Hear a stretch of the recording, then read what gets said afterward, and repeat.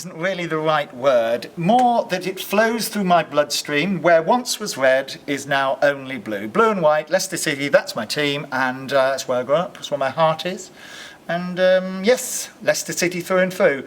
And is it a dream, I ask myself? Have we really won the Premier League?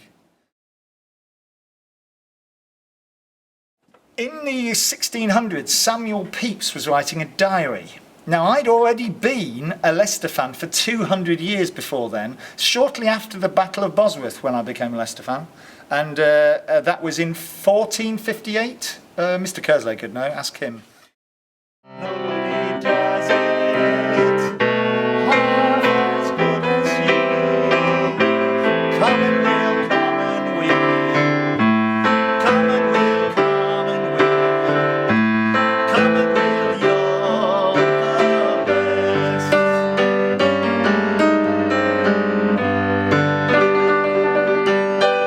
Yes! I've been playing the piano since I was about 12, but I gave it up because my mum substituted me. She actually came and collected me for my piano lesson when I was 12 and I had to be substituted off the school football team at half time. And I never forgave her for that. Well, the trouble is Leicester City just keeps coming to my mind. I think it was probably, well, apart from obviously being told by Mr. Defter that I'd got a job at Commonwealth, which obviously goes without saying, that's the number one. Shortly after that, Leicester started winning games, and since then, I haven't looked back really. So Leicester winning the Premiership this year. When I drive in the morning, I have to say, I am quite surprised by how angry people get when they're driving along the road. Now, I'll tell you a good reason to be angry. The person who's been locked away for 27 years in a prison in South Africa fighting for a cause he believes in, then he comes out of prison having been there for 27 years and he lets everybody off and says, okay, let's all get together. He's basically Nelson Mandela, the greatest forgiver of all time. And I really admire him because I get a bit cross when somebody pulls in front of me in the car. So I'd have to say that he is my hero. My earliest living memory, as opposed to my earliest dying memory. My earliest living memory is of a robin on the banisters at my home in Ipswich. Go for it.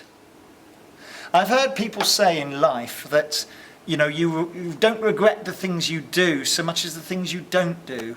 And I was always a bit timid as a teenager, and I sort of a bit nervous, stayed close to home, didn't want to try this, didn't want to try that. But basically, go for it! Go for it! Go on, go for it! Yes! Passion, a complete and utter passion for the subject. Oh, I wish that you knew how it's like doing maths, being taught by a load of number crazed psychopaths.